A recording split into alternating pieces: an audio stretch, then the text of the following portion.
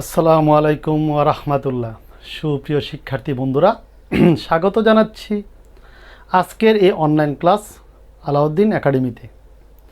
আমি মোহাম্মদ আলাউদ্দিন, প্রভাষক হিসাব বিজ্ঞান, রাগিব রাবিয়া ডিগ্রি কলেজ, রাগিবনগর, সিলেট।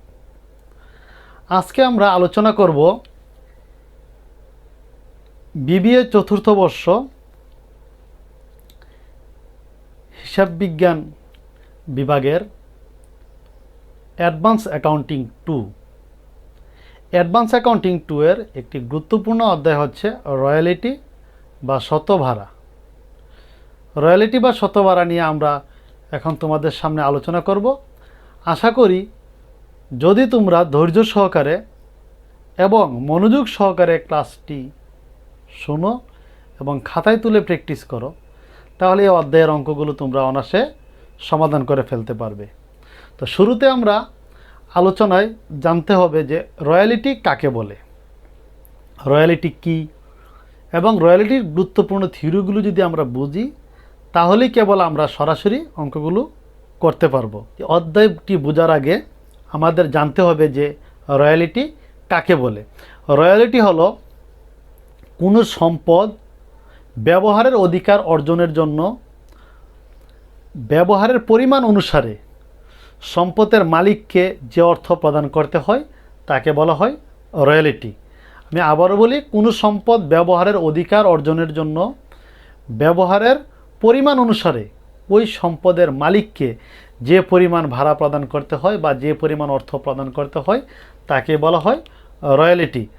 যেমন ধরো একজন গ্রন্থাগার বা যেমন একজন গ্রন্থাগারই আমরা বলতে পারি, যেমন একজন গ্রন্থাগার একটি বই রচনা করলো, কিন্তু সে টাকার অভাবে বা অর্থাভাবে বা সে ঝুঁকি নিতে চাচ্ছে না, এ কারণে সে বইটি প্রকাশ করার মতো তার সামর্থ্য নেই।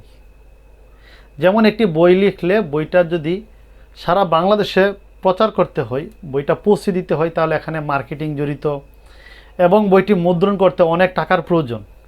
তাহলে এখানে একদিকে যেমন কষ্টকর, পক্ষান্তরে এখানে আর্থিক ঝুঁকিও আছে।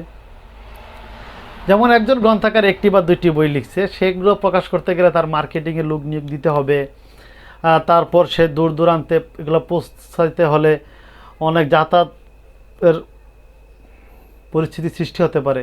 এমত অবস্থায় সে ঝুঁকি গ্রহণ করতে রাজি নয়, তাই সে কোনো তৃতীয় পক্ষের নিকট দ্বারস্থ হয় যাতে তারা তার এই অধিকার বা এই পুস্তকটা ছাপিয়ে তা বিক্রয়ের দায়িত্বটা গ্রহণ করে এবং বিনিময়ে যাকে সে দায়িত্বটা দিয়েছে তার, অর্থাৎ সে তো তার এই গ্রন্থসত্ত্ব বা বইটা অধিকার সে গ্রহণ করছে, এর বিনিময়ে গ্রন্থের মালিককে যে টাকাটা দিতে হয় তাকে বলা হয় রয়্যালিটি।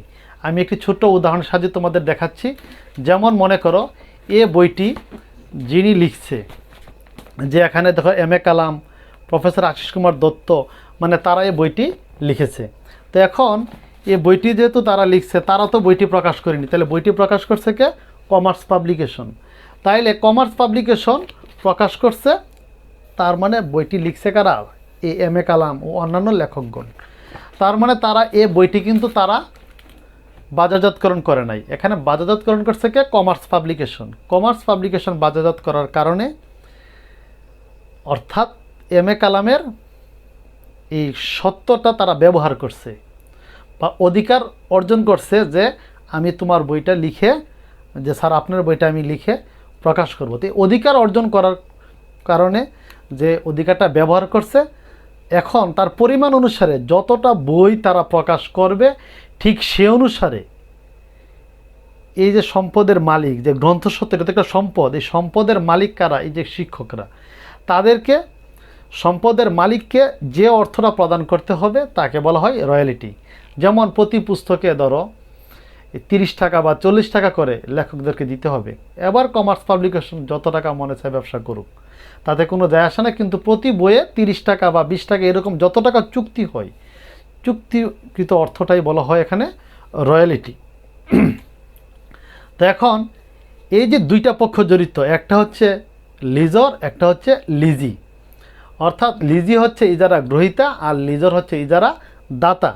তো তা আমরা এখানে পুস্তকের উদাহরণ দিয়েছি। এরকম হতে পারে একজন খনির মালিক খনি থেকে, যেমন তেলের খনি হতে পারে, পাথরের খনি হতে পারে, বালির খনি হতে পারে, খনি থেকে এই দ্রব্যাদি উত্তোলন করার মতো তার সামর্থ্য নাই। তো এমত অবস্থায় এক শ্রেণীর লোক তাদের অর্থ নিয়ে এগিয়ে আসে। যেমন বাংলাদেশে যে গ্যাসের খনিগুলো আছে, এই গ্যাসগুলো রাশিয়ান কোম্পানি, কোরিয়ান কোম্পানি তারা উত্তোলন করে। তো তারা এগুলো উত্তোলন করার ফলে তারা একটা নির্দিষ্ট পরিমাণ অর্থ বাংলাদেশ সরকারকে প্রদান করে, আর বাকি অর্থগুলো তারা নিয়ে যায়। তাহলে এই যে বাংলাদেশ সরকারের যে খনিটা তারা ব্যবহার করলো, কারণ খনি সব হচ্ছে রাষ্ট্রীয় সম্পদ, এই খনি ব্যবহার করার বিনিময়ে খনির মালিক, তার মানে সরকারকে নির্দিষ্ট পরিমাণ যে অর্থ প্রদান করেছে তাকে বলা হয় রয়্যালিটি। অর্থাৎ সম্পদের মালিক এখানে সরকার, সরকারকে যে অর্থ প্রদান করছে তাই হচ্ছে আমাদের রয়্যালিটি। তদ্রূপ পাথরের খনি থেকে যারা পাথর উত্তোলন করে, হয়তো আমার একটা জমি আছে, জমিটা পাথরের লিজ দিয়ে দিছি যে তোমরা পাথর উঠাও, যত পাথর উঠাইবা তার বিনিময়ে আমাদের এত টাকা করে দিতে হবে, প্রতি টনে 5 টাকা 10 টাকা এরকম দিতে হবে। যে নির্দিষ্ট পরিমাণ টাকা যে খনির মালিককে ইজারা গ্রহীতা প্রদান করে তাকে বলা হয় রয়্যালিটি। তো আমরা সহজে বুঝতে পারলাম কি, কোনো সম্পদ ব্যবহার অধিকার অর্জন করার ফলে বা করলে ব্যবহারের পরিমাণ অনুসারে সম্পদের বা স্বত্বাধিকারের মালিককে যে অর্থ বাধ্যতামূলক পরিশোধ করতে হয় তাকে বলা হয় রয়্যালিটি। এটি কি সাধারণ ভাড়ার মতোই, তা প্রত্যক্ষ খরচ, তা একটি আয় বিভাজ্যক হিসাব। তো রয়্যালিটি যেমন ইজারা গ্রহীতা যদি রয়্যালিটিটা দেয় তার জন্য এটা কি একটা ব্যয়, সকল ব্যয় ডেবিট, তার কারণে রয়্যালিটি ডেবিট আমরা বুঝতে পেরেছি। তো এখন যেমন এরকম হইতে পারে যে আমরা আলোচনার সুবিধার কারণে আরও কয়েকটা থিওরি আমরা আলোচনা করব, তাতে তোমরা অতি সহজে বুঝতে পারো। আমরা বিস্তারিত আলোচনা করতে গেলে আমাদের থিওরির ক্লাসটি অনেক বড় হয়ে যাবে, তা আমরা সংক্ষেপে আলোচনা করে ফেলব। যেমন এখানে রয়্যালিটিটা আমরা এতক্ষণ আলোচনা করলাম, তারপরে আমাদের এই অঙ্ক করতে গেলে আমাদের একটি হচ্ছে মিনিমাম রেন্ট। যেমন ধরো কমার্স পাবলিকেশনের এরকম হলো যে প্রতি বই তারা প্রিন্ট করলে 30 টাকা করে এই পুস্তকের মালিককে বা স্বত্বাধিকারীকে তারা পরিশোধ করবে। স্বত্বাধিকারী তারা কত টাকা করে পরিশোধ করবে? 30 টাকা করে। কোনো কারণে মনে করো যে তারা এই বছর, অথবা তারা গাফিলতি করলো যে যত উঠে যে 1000 বই যদি আমরা প্রিন্ট করি তাহলে 30 টাকা করে 30,000 টাকা দিব। আবার কোনো বছর তারা গাফিলতি কারণে এরকমও তো করতে পারে যে 500 কপি বই বছর ছাপাইছে 30 টাকা করে 15,000 টাকা। যদি এরকম বলা থাকে যে তুমি যতটা বই ছাপাইবা মানে প্রিন্ট করে মার্কেটিং করবা ঠিক তত বইয়ের উপরে 30 টাকা করে, তাহলে তারা যদি অন্য কোথাও এরকম, যদি এই পাবলিকেশনকে 30 টাকা করে দিতে হয়, অন্য কোথাও থেকে তারা অফার পাইছে যে 20 টাকা বা 25 টাকা করে দিতে হবে, তাহলে তারা ওনার বই প্রকাশ না করে অন্য আরেকজনের বইও তো প্রকাশ করতে পারে। তাহলে এমত অবস্থায় ইজারা দাতা তার এই ক্ষয়ক্ষতি নিরসন করার জন্য নির্দিষ্ট পরিমাণে একটি ভাড়া ধার্য করে দেয়। যেমন তুমি বই পুস্তক প্রকাশ করো আর না করো, ন্যূনতম এত টাকা আমাকে ভাড়া দিতে হবে, অর্থাৎ এত টাকা রয়্যালিটি দিতে হবে। এই যে ন্যূনতম একটা নির্দিষ্ট করা থাকে তাকে বলা হয় মিনিমাম রেন্ট। যেমন এরকম লেখা থাকলো যে তুমি বই পুস্তক প্রকাশ করো আর না করো মাসে আমাকে 30,000 টাকা করে দিতে হবে। সরি, মাসে না, বছরে। রয়্যালিটি হিসাবগুলো সাধারণত আসে আমাদের বছরে। তাহলে বছরে তোমাকে ন্যূনতম কত টাকা দিতে হবে? 30,000 টাকা। এটাকে বলা হয় মিনিমাম রেন্ট। মিনিমাম রেন্ট, এটাকে বলা হয় ডেড রেন্ট, এটাকে বলা হয় স্লিপিং রেন্ট ইত্যাদি নামে প্রকাশ করা হয়। আমরা প্রশ্নে যেভাবেই দেওয়া থাকুক না কেন আমরা দেখলে অনায়াসে তা বুঝতে পারবো। তো এখানে যদি minimum rent, dead rent, sleeping rent যাই লেখা থাকে, ডেড রেন্ট মানে ঘুমাই টাকা পাওয়া যাবে, তার মানে বই ছাপাক আর না ছাপাক এই টাকাটা কি পাওয়া যাবে, তাই এটাকে অনেকে ডেড রেন্টও বলা হয়। স্লিপিং রেন্ট মানে ঘুমন্ত ভাড়া, নির্জীব ভাড়া এরকম বলা হয়। তাহলে আমরা মিনিমাম রেন্ট 30,000 টাকা নির্দিষ্ট আমাদের পরীক্ষার অঙ্কের মধ্যে স্পষ্ট করে বলা থাকতে পারে। তখন এই যে মিনিমাম রেন্ট আমরা বুঝতে পারলাম যে ইজারাদাতা এবং ইজারা গ্রহীতা উভয়ের চুক্তি সম্পাদনের ফলে যে পরিমাণ ভাড়া প্রতি বছর নির্দিষ্ট করে ন্যূনতম যে পরিমাণ ভাড়া ধার্য করা হয় তাকে বলা হয় মিনিমাম রেন্ট। এখন প্রশ্ন হলো যে প্রতি বছর তারা ধরো মিনিমাম রেন্ট 30,000 টাকা করে দিল। এখন আমাদের আরেকটি উপাদান হলো আমাদের শর্ট ওয়ার্কিং। শর্ট ওয়ার্কিং বানানটা আবারও লিখি, শর্ট ওয়ার্কিংয়ের বাংলা অর্থ হচ্ছে ঘাটতি হিসাব। এখানে ঘাটতি হিসাবটা কি আমরা একটু আলোচনা করি, মনোযোগ সহকারে খেয়াল করে। এই উপাদানগুলো পারলেই তোমরা রয়্যালিটি অঙ্ক সম্পর্কে তোমাদের আর কোনো ধরনের কোনো সমস্যা থাকবে না আশা করি। তো এখানে শর্ট ওয়ার্কিংয়ের বাংলা অর্থ হচ্ছে আমাদের ঘাটতি হিসাব। ঘাটতি হিসাব কি, মনে করো যেহেতু এখানে ন্যূনতম ভাড়া ধার্য করা হয়েছে কত টাকা, 30,000 টাকা। যে তুমি বই পুস্তক প্রকাশ করো না করো ন্যূনতম কত টাকা দিতে হবে, 30,000 টাকা। তবে এরপর আরও কথা আছে, আমরা একটু ধারাবাহিকভাবে আসতেছি, ধৈর্য ধরো। তাহলে শর্ট ওয়ার্কিং হলো কোনো বছর যদি সে মনে করো 25,000 টাকা এই পুস্তক প্রকাশ করলো, কত টাকা পুস্তক প্রকাশ করলো, 25,000 টাকা। 30 টাকা হিসাবে আসলো কত টাকা, 25,000 টাকা। এখন কি সে 25,000 টাকা দিতে পারবে, দিতে পারবে না। কারণ কথা আছে তুমি ন্যূনতম কত টাকা দিতে হবে, কমার্স পাবলিকেশনকে ধার্য করলো যে ন্যূনতম কত টাকা দিতে হবে, 30,000 টাকা। তো সে যদি ন্যূনতম 30,000 টাকা দিতে হয় তাহলে তার রয়্যালিটি উঠছে কত টাকা, 25,000 টাকা। 30 টাকা হিসাবে তখন তাকে দিতে হবে কত টাকা, 30,000। তাইলে এখানে ঘাটতি কত টাকা, 5,000 টাকা। 5,000 টাকা দিলে না আমাদের 30,000 টাকা হইতো, তাহলে কত টাকা ঘাটতি পড়ছে, 5,000 টাকা। এটাকে বলা হয় শর্ট ওয়ার্কিং। তাহলে আমরা শর্ট ওয়ার্কিং কী শিখলাম, ন্যূনতম ভাড়া থেকে যদি অ্যাকচুয়াল রয়্যালিটির পরিমাণটা কম হয়, এই পার্থক্যটাকে বলা হয় শর্ট ওয়ার্কিং। এখন আমি আরেকটু ছোট উদাহরণ দিয়ে দেখাচ্ছি। মনে করো যে 800 পুস্তক তারা প্রকাশ করলো, 30 টাকা করে যদি রয়্যালিটি দেয় তাহলে কত টাকা আসে, 24,000 টাকা। তাহলে এখানে কি 24,000 টাকা হচ্ছে অ্যাকচুয়াল রয়্যালিটি। তাহলে এখানে কি 24,000 টাকা দিতে পারবে না, কারণ ন্যূনতম ভাড়া ধার্য করা হয়েছে কত টাকা, 30,000 টাকা। তাহলে পার্থক্য কত টাকা, 6,000। এই 6,000 টাকা হচ্ছে আমাদের কি, শর্ট ওয়ার্কিং। আশা করি তোমরা বুঝতে পারছো।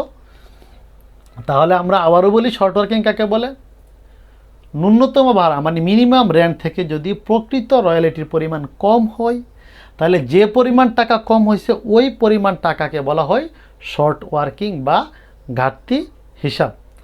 এখন আসো, আমরা শিখলাম royalty, minimum rent, short working. আর একটি উপাদান আছে। এখন ধার্য করলো যে ন্যূনতম 30,000 টাকা দিতে হবে, তাহলে এখন সে তো শর্ট ওয়ার্কিং হচ্ছে, ঘাটতি হচ্ছে 6,000 টাকা। তাহলে সে কি এভাবে বারবার ঘাটতি দিবে, তাহলে সে যদি এরকম বারবার ঘাটতি বহন করে তাহলে সে ব্যবসা করতে আগ্রহী হবে না বা এই বই প্রকাশ করতে আগ্রহী হবে না। যেমন একটা বই প্রকাশ করতে গেলে বা একটি খনিক থেকে উত্তোলন কার্য করতে গেলে তো প্রাথমিক অবস্থায় কিছু সমস্যার সম্মুখীন হতে হয়, অথবা বিভিন্ন কারণে উৎপাদন ব্যাহত হতে পারে, কাঁচামালের ঘাটতির কারণে হতে পারে। তো এমত অবস্থায় এরকমভাবে চুক্তি সম্পাদন থাকতে পারে যে যদি এরকম ঘাটতি হয় তাহলে তুমি ন্যূনতম 2 বছর, যে প্রথম 2 বছরের ভিতরে ঘাটতি উদ্ধার করতে পারবা, অথবা যেই বছর ঘাটতি হবে তারপরের 3 বছর পর্যন্ত তুমি ঘাটতি উদ্ধার করতে পারবা। অর্থাৎ ঘাটতি উদ্ধার মানে শর্ট ওয়ার্কিং রিকুপ।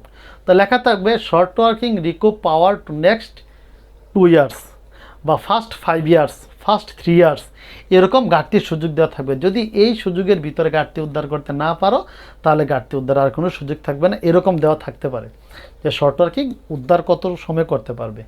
এইরকম শর্ট ওয়ার্কিং উদ্ধারেরটা আমরা অঙ্কতে গেলে সরাসরি তোমাদেরকে বুঝিয়ে দেব। এখন আরও একটি প্রশ্ন আছে যে কোনো কারণে যদি এই যে মিনিমাম রেট নির্দিষ্ট করে দিচ্ছে 30,000 টাকা, অনেক সময় 30,000 টাকা হবে না।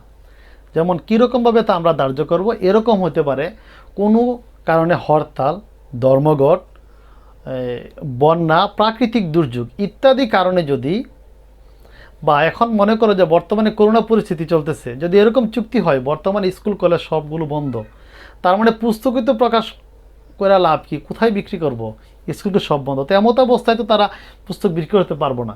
অথবা খনি থেকে যদি পাথরের খনি আমরা জানি তার নদী থেকে উত্তোলন করা হয়, এখানে পানি থাকে, যে বন্যা বা প্রাকৃতিক দুর্যোগ চলতেছে এই মুহূর্তে উত্তোলন করা সম্ভব নয়। আবার দেখা গেছে যে আমাদের গ্যাসের খনি শীতকালে গ্যাসের চাপ কম থাকে, উত্তোলন করা সম্ভব নয়। তো এমত অবস্থায় যে তারা ন্যূনতম ভাড়া যেখানে 30,000 টাকা ধার্য করছে, এই 30,000 টাকা এই ক্ষেত্রে গ্রহণযোগ্য হবে না। এখানে লেখা থাকবে যে মিনিমাম রেন্ট এই ক্ষেত্রে আনুপাতিক হারে কমবে, রিডিউস প্রপোর্শনেটলি, এরকম লেখা থাকবে যে মিনিমাম রেন্ট রিডিউস প্রপোর্শনেটলি। তো যদি এরকম আমাদের অ্যাক্সিডেন্ট, ধর্মঘট, বন্যা, প্রাকৃতিক দুর্যোগ ইত্যাদি থাকে, তাহলে ওই বছর মিনিমাম রেন্ট গ্রহণযোগ্য হবে না, আনুপাতিক হারে কমবে। যেমন মনে করো আমরা একটা উদাহরণ, এই 30,000 টাকা যদি আমাদের এক বছরের মিনিমাম রেন্ট হয়, তাহলে প্রতি বছর মিনিমাম রেন্ট 30,000 টাকা আমরা লিখলাম। কোনো এক বছর 2 মাস আমাদের ধরো হরতাল বা ধর্মঘট ছিল, স্ট্রাইক ছিল, তাহলে 2 মাসের আনুপাতিক হারে মিনিমাম রেন্ট কমবে। যেমন তখন মনে করো যে 2010 মানে 18 সালে যায়া এরকম বলা থাকলো যে 2 মাস ধর্মঘট ছিল বা হরতাল ছিল, তাহলে তখন মিনিমাম রেন্ট আনুপাতিক হারে কমবে, এরকম প্রশ্নে আমাদের বলা থাকবে। যদি বলা থাকে তখন আমরা ওই বছরে লিখব যে মিনিমাম রেন্ট 30,000, তাহলে এই টাকাটা ছিল আমাদের কয় মাসে? 12 মাসে অ্যানুয়াল। তাহলে এই 30,000 টাকারে আমরা 12 দিয়ে ভাগ দিব। আর ধরো 3 মাস যদি আমাদের ধর্মঘট থাকে, তাহলে আমাদের যদি লেখা থাকে 3 মান্থ, তাহলে আমাদের ওই বছরে মিনিমাম রেন্ট হবে কয় মাসের? 9 মাসের। তখন আমাদের মিনিমাম রেন্টটা হবে 30,000 ভাগ 12 গুণ 9, 22,500 টাকা।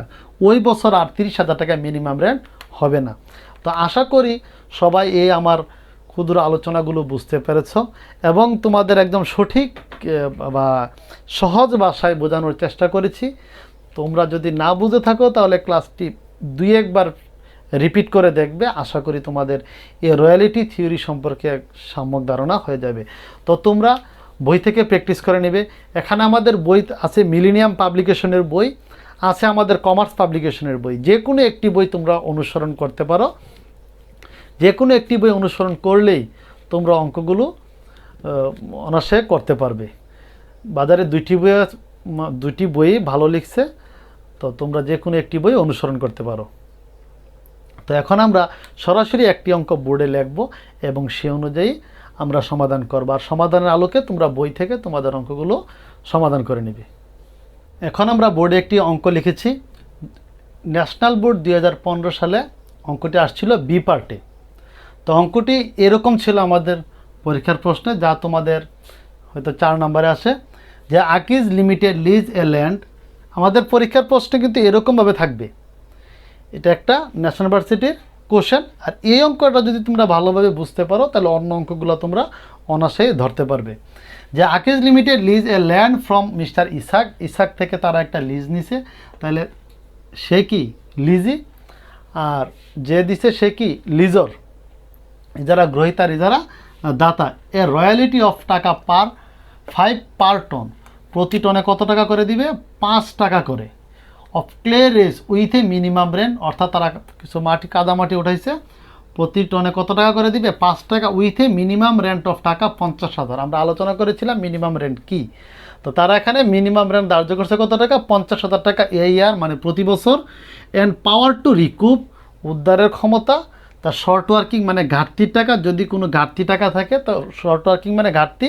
ঘাটতি কি আমরা শিখছিলাম যে অ্যাকচুয়াল রয়্যালিটি থেকে যদি মিনিমাম রেন্টের পরিমাণটা বেশি থাকে তখন তাকে বলা হয় short working. Short working power to recoup short working during the first 4 years, মানে প্রথম 4 বছরের ভিতরে তারা উদ্ধার করতে পারবে যদি কোনো ঘাটতি থাকে। Clear race during the first 5 years was S follows. প্রথম 5 বছরে তারা এরকম উত্তোলন করেছিল। তো আমাদের প্রশ্নে ছিল পরীক্ষা, show the royalty analysis. Royalty analysis করো in the books of Akij limited. তো আমরা যদি অ্যানালাইসিসটি ভালোভাবে বুঝতে পারি তাহলে জাবেদও আমরা পারবো। তাহলে এই একটি অ্যানালাইসিস আমরা আলোচনা করব। যদিও প্রশ্নে আমাদের জার্নাল এন্ট্রি চাইনি, আমরা জার্নাল এন্ট্রিও করে দেখাবো যাতে তোমরা পরবর্তী অঙ্কগুলো করে ফেলতে পারো। তো আমরা এখন আর কথা বৃদ্ধি না করে সরাসরি শুরু করেছি। যে আমরা এখানে এভাবে লিখব, আকিজ লিমিটেড মানে সে হচ্ছে কি ইজারা গ্রহীতা। আর আমরা সবসময় ইজারা গ্রহীতার বই করবে, পরীক্ষাতে ইজারা গ্রহীতার বই আসবে, ইজারাদাতার বইয়ে তেমন করে আমাদের থাকে না। যেহেতু ইজারা গ্রহীতা তা ব্যবহার করছে, ব্যবহারের বিনিময় তো সে দিবে, যে বিনিময় মূল্য তাকে বলা হয় আমাদের রয়্যালিটি। তো এখানে আকিজ লিমিটেড, তো আমরা এখানে লিখব ইন দ্য বুকস অফ, এখানে আমরা লিখব in the books of Akij limited analysis of royalty payable. তাহলে আমরা কিভাবে করব, আমরা একটা একটা করে দেখাবো। তো এখানে আমাদের 1 2 3 4 5 বছর আছে, তা আমরা এই 1 2 3 4 5 আমরা এতটুকু লিখব। তারপর আমরা এখানে লিখব ইয়ার। ইয়ার কত, 2012 2013 2014 2015 2016।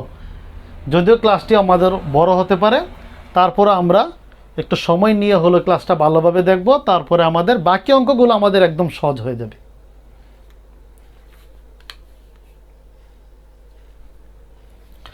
তো এখানে আউটপুট আছে কত, আউটপুট টন। প্রথম বছর আছে আমাদের 8,000 টন, দ্বিতীয় বছর আছে আমাদের 10,000 টন, তৃতীয় বছর আছে আমাদের 7,000 টন, তারপরে আছে আমাদের 20,000 টন, তারপরে আমাদের আছে 25,000 টন। এই টনগুলো লিখলাম। এখানে তারা বলছে প্রতি টনে কত টাকা করে দিবে, 5 টাকা করে রয়্যালিটি। তাহলে আমরা এখানে লিখতে পারি অ্যাট দ্য রেট অফ টাকা 5 টাকা করে। তাহলে 5 আটা 40,000 টাকা, 5 10 50,000, 5 7 35,000, 10 1 লক্ষ টাকা, 1,25,000 টাকা। অর্থাৎ এই 5 দিয়ে আউটপুটগুলোকে আমরা গুণ দিছি। 5-এর সাথে 8,000 গুণ দিলে 40,000, 10,000 গুণ দিলে 50,000, 7,000 গুণ দিলে 5 7 25,000, এভাবে গুণ দিয়ে আমরা পেয়েছি। তাহলে কীভাবে পাইলাম, আউটপুটের সাথে প্রতি টন কত টাকা করে, 5 টাকা করে গুণ দিয়ে পাইলাম। এখন এই ছিল আমাদের রয়্যালিটি।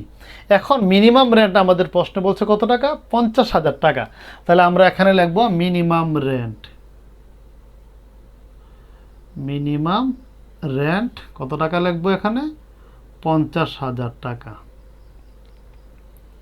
50,000 টাকা প্রতি বছর তারা বলছে। অনেক সময় এরকম বলতে পারে প্রথম বছর 50, দ্বিতীয় বছর 60, তৃতীয় বছর 70, অনওয়ার্ড মানে বাকিগুলো 70, এরকম বলতে পারে। তাহলে মিনিমাম রেন্ট আমাদের, আশা করি এতটুকু আমরা বুঝতে পারছি। এখন আমরা জানি রয়্যালিটি এবং মিনিমাম রেন্টের যে পার্থক্যটা, এটার নাম মধ্যে আমাদের শর্ট ওয়ার্কিং। তাহলে আমরা পাশাপাশি লিখব শর্ট ওয়ার্কিং। শর্ট ওয়ার্কিং ঘাটতি হিসাব।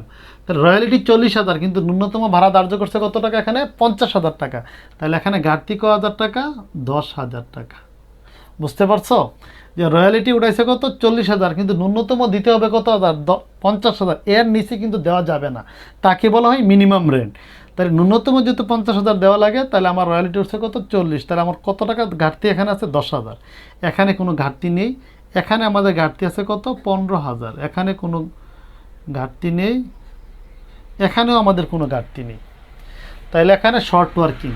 এখানে আমরা লিখব শর্ট ওয়ার্কিং উদ্ধার করতে পারবো, power to recoup short working, ঘাটতি উদ্ধারের ক্ষমতা ডিউরিং দ্য ফার্স্ট 4 ইয়ার্স, মানে প্রথম 4 বছর।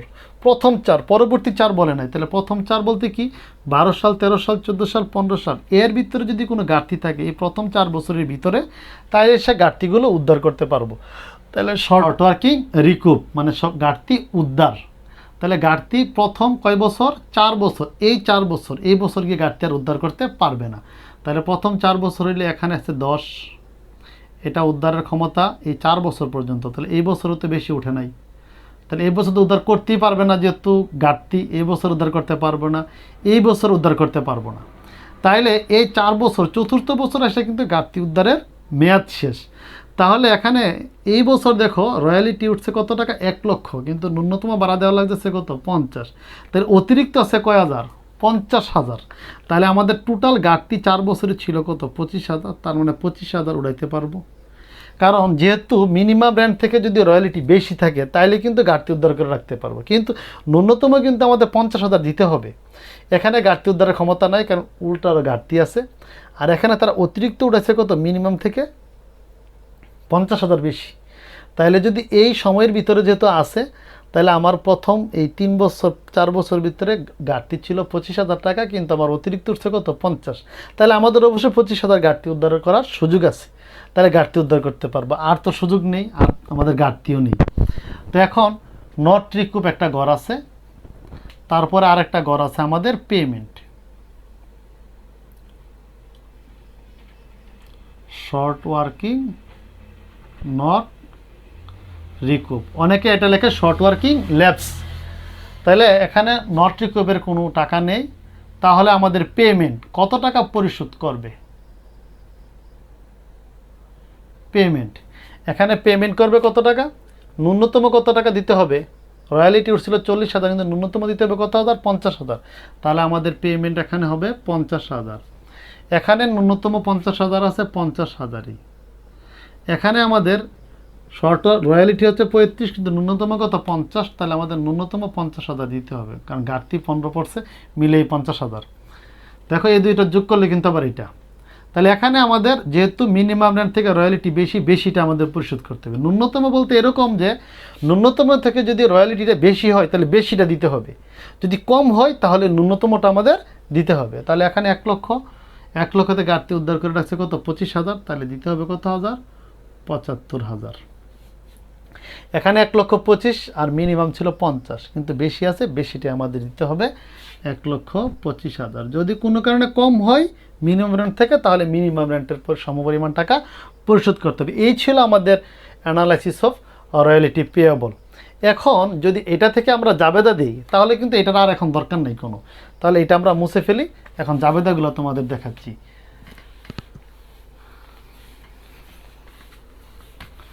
যদিও আমাদের প্রশ্নে জাবেদা চাইনি, আমরা অঙ্কটা বোঝার সুবিধার্থে আমরা জাবেদাটি আলোচনা করলাম। এখানে রয়্যালিটি যেহেতু একটি খরচ, আমরা জানি যাবতীয় খরচ ডেবিট, তাহলে আমরা এখানে দেখি রয়্যালিটি ডেবিট। তাহলে এখানে রয়্যালিটি কী হবে? আমাদের ডেবিট হবে। শর্ট ওয়ার্কিং যেহেতু আমাদের একটি ঘাটতি, যেহেতু উঠাইছি 40,000 কিন্তু দেওয়া লাগতেছে 50,000, তাহলে আমার এটা কি আমাদের একটা ব্যয়, তাহলে সকল ব্যয় ডেবিট, এটাকে নামিক হিসাব, তাহলে শর্ট ওয়ার্কিং ডেবিট। কিন্তু কত টাকা দেওয়া লাগতেছে আমাদের? 50,000 টাকা। এইটা তো সম্পূর্ণ আমাদের লাইবিলিটি, যাবতীয় লাইবিলিটি ক্রেডিট, তার মানে পেমেন্ট ক্রেডিট। যদি কোনো কারণে ঘাটতি, শর্ট ওয়ার্কিং যেহেতু ডেবিট, যদি ঘাটতি উদ্ধার করতে পারি, তাহলে তো আমাদের এই ক্ষতির পরিমাণটা আমাদের কী পাইবে? হ্রাস পাইবে। তাহলে শর্ট ওয়ার্কিং রিকুপ হইলে আমরা কী লিখব? ক্রেডিট। আশা করি তোমরা তা বুঝতে পারছো। তো এখন এই অঙ্কগুলো করার দুইটা পদ্ধতি আছে, একটা জাবেদা করার, একটি ফার্স্ট মেথড, একটি সেকেন্ড মেথড। সেকেন্ড মেথড মানে মিনিমাম রেন্ট অ্যাকাউন্ট খুইলা, মানে মিনিমাম রেন্ট অ্যাকাউন্ট চাইলে সেকেন্ড মেথড, আর মিনিমাম রেন্ট অ্যাকাউন্ট না চাইলে প্রশ্নে, মানে খতিয়ান না চাইলে, তা হচ্ছে ফার্স্ট মেথড। তো আমাদের বইয়ে যত অঙ্ক আছে সব ফার্স্ট মেথডে। তাহলে আমরা ফার্স্ট মেথড নিয়ে আলোচনা করব, সেকেন্ড মেথডের শেষে একটি ক্লাস দেখাই দিব। তাহলে আমাদের এখানে রয়্যালিটি কত টাকা? তাহলে আমাদের জার্নাল এন্ট্রি দিই,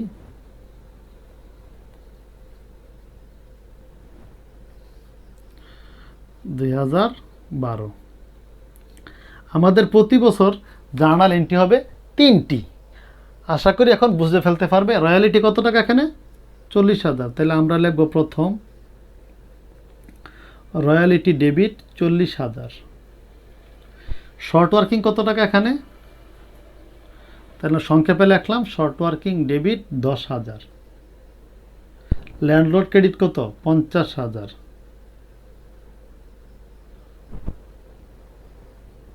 দেখো ডেবিট ক্রেডিট মিলে গেছে। এখন ল্যান্ডলর্ডকে পরিশোধের জাবেদা, ল্যান্ডলর্ড ডেবিট ক্যাশ বা ব্যাংক অথবা ক্যাশের ব্যাংক ক্রেডিট লিখতে পারো। কত টাকা?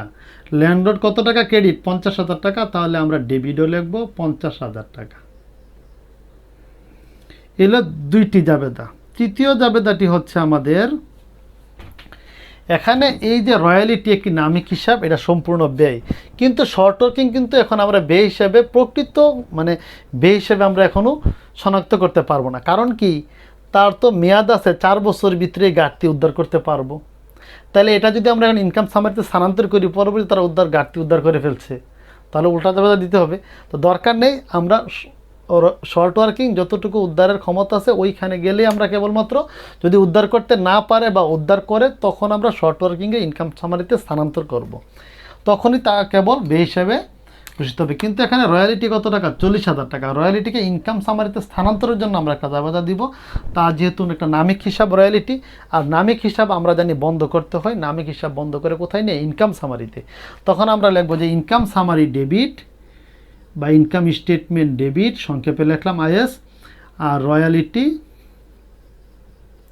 ক্রেডিট কত টাকা? এখানে 40,000 টাকা। এই ছিল আমাদের 2012 সালের জাবেদা। আশা করি তোমরা বুঝতে পারছো। এখন আমরা আলোচনা করব 2013 সাল। দেখো 13 সালে রয়্যালিটি কত টাকা? 50,000। তাহলে আমরা লিখতে পারি রয়্যালিটি ডেবিট কত টাকা? 50,000 টাকা। এখানে শর্ট ওয়ার্কিং আছে? শর্ট ওয়ার্কিং নাই, তাহলে শর্ট ওয়ার্কিং লিখবো না। ল্যান্ডলর্ড ক্রেডিট কত টাকা? 50,000। তাহলে আমরা রয়্যালিটি টাকা দ্বারা রয়্যালিটি লিখবো, পেমেন্টের টাকা দ্বারা আমরা ল্যান্ডলর্ড লিখবো, শর্ট ওয়ার্কিংয়ের টাকা দ্বারা লিখবো শর্ট ওয়ার্কিং, রিকুপ করলে শর্ট ওয়ার্কিং ক্রেডিট হবে রিকুপমেন্টের টাকা দ্বারা। তাহলে রিকুপমেন্টের শুধু এই বছর আছে, এই বছর আসে রিকুপমেন্টের জাবেদা হবে, এছাড়া আর হবে না। তাহলে এই ছিল। এবার ল্যান্ডলর্ডকে পরিশোধের জাবেদা। এখন আর এখানে দেখার দরকার নেই, ল্যান্ডলর্ড এখানেই আছে। তখন আমরা লিখবো ল্যান্ডলর্ড ডেবিট ক্যাশেট ব্যাংক ক্রেডিট 50,000 টাকা।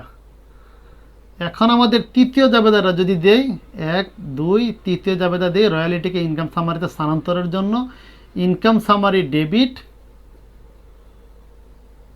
Royalty credit. তোমরা প্রফিট অ্যান্ড লস অথবা তোমরা লিখতে পারো ট্রেডিং অ্যাকাউন্ট, যে কোনো একটি লিখতে পারো। তো আধুনিক পদ্ধতিতে সবগুলো লিখে ইনকাম সামারি, এখন আমরা ইনকাম সামারি দেখাই দিলাম। এই ছিল 2013 সালের জাবেদা। এবার যদি আমরা 2014 সাল দিই, 2014 সালে রয়্যালিটি কত টাকা? এখানে 35,000 টাকা। তাহলে আমাদের এটাতে আমরা ফিল আপ করে ফেলতে পারি। 2014 সাল 12 সালের মধ্যে আমরা দেখাই দিই। 2014 সাল তোমরা তা তুলে নিবে। এখানে 14 সালে রয়্যালিটি ডেবিট কত টাকা? 35,000। তাহলে আমরা এখন লিখতে পারি রয়্যালিটি ডেবিট 35,000 টাকা, শর্ট ওয়ার্কিং ডেবিট 15,000 টাকা, ল্যান্ডলর্ড ক্রেডিট 50,000 টাকা। ল্যান্ডলর্ড ক্রেডিট এখন হয়ে যাবে ডেবিট ক্যাশেট ব্যাংক ক্রেডিট 50,000 টাকা। Income summary debit royalty credit কয় টাকা? 35,000। আশা করি বুঝতে পারছো। এবার আসো আমাদের 14 সাল শেষ, এবার আসো 15 সাল। 13কে আমরা এডিট করে ফেলি, 15 সাল বানিয়ে ফেলি। এখানে রয়্যালিটি ডেবিট কত টাকা? 1 লক্ষ টাকা। এখন এই জাবেদাটা আমাদের একটু চেঞ্জ হবে। আমরা তাহলে 14 সালটা 15 সালটা আমরা আলাদা দেখাই, এটা 13 থাকুক। 15 সাল রয়্যালিটি ডেবিট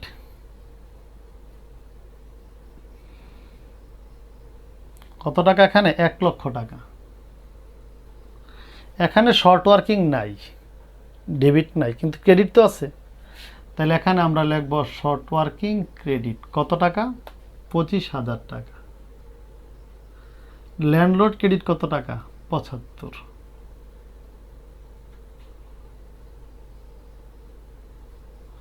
এই ছিল আমাদের 1 নাম্বার জাবেদা। এবার দ্বিতীয় জাবেদাটা আমাদের ল্যান্ডলর্ড ডেবিট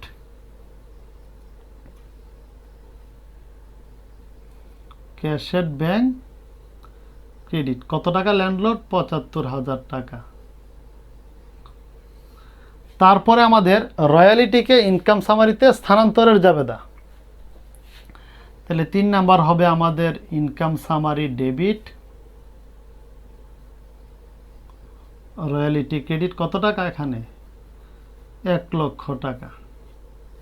এই ছিল আমাদের 15 সালের জাবেদা। এখন আশা করি তোমরা বুঝতে পেরেছ। এবার আমাদের 16 সালে আসো। তাহলে 16 সালটা আমরা এখন মুছে ফেলি, বোর্ড পরিষ্কার করে ফেলি, যাতে তোমাদের হিজিবিজি না লাগে। তো এটা তোমরা খাতায় তুলে নিবে। এখন আমাদের যদি 13কে আমরা 15 সালে এডিট করে ফেলি, তাহলে দেখো এখানে রয়্যালিটি ডেবিট কত টাকা? 1,25,000 টাকা। তাহলে আমরা লিখতে পারি এখানে 1,25,000 টাকা। ল্যান্ডলর্ডও তো আমাদের 1,25,000 টাকা। এখানে শর্ট ওয়ার্কিংও নাই, রিকুপও নাই। তাহলে ল্যান্ডলর্ড ক্রেডিট 1,25,000 টাকা। ল্যান্ডলর্ড ডেবিট ক্যাশেট ব্যাংক ক্রেডিট এটাও আমাদের 1,25,000 টাকা। Income summary debit royalty credit 1,25,000 টাকা।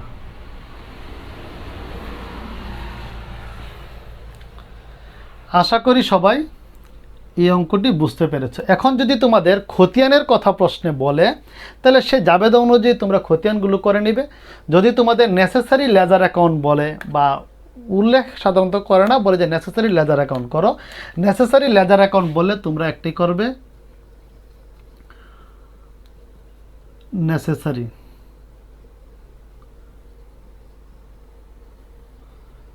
লেজার রয়্যালিটি অ্যাকাউন্ট, একটি হবে আমাদের শর্ট ওয়ার্কিং অ্যাকাউন্ট, আরেকটি হবে আমাদের ল্যান্ডলর্ড অ্যাকাউন্ট। এই তিনটি খতিয়ান তোমরা প্রস্তুত করবে যদি তোমাদের প্রয়োজনীয় খতিয়ানের কথা বলে। তো আশা করি তোমরা অ্যানালাইসিসটা বুঝতে পারছো, যাবে তো বুঝতে পারছো, আর সেই অনুযায়ী খতিয়ানগুলো করতে পারবে। তো আমরা আজকের মতো এখানে অনলাইন ক্লাস সমাপ্তি ঘোষণা করতেছি। তো পরবর্তী ক্লাসে আমরা সরাসরি খাতায় প্র্যাকটিস করে তোমাদের দেখাবো কীভাবে রয়্যালিটির বাকি অঙ্কগুলো সমাধান করতে হয়। আর এই সবগুলো যে ক্লাসগুলো নিব, সবগুলো ক্লাস তোমরা ধারাবাহিকভাবে দেখবে, তাহলে রয়্যালিটির যে অঙ্কগুলো বই আছে সবগুলো অঙ্ক তোমরা, যে পরীক্ষার কমন যে অঙ্কগুলো আসবে বা পরীক্ষার যে আসার মতো অঙ্ক, সবগুলো অঙ্ক তোমরা সমাধান করে ফেলতে পারবে আশা করি। তো সবার সুস্বাস্থ্য ও দীর্ঘায়ু কামনা করে আজকের মতো আমাদের অনলাইন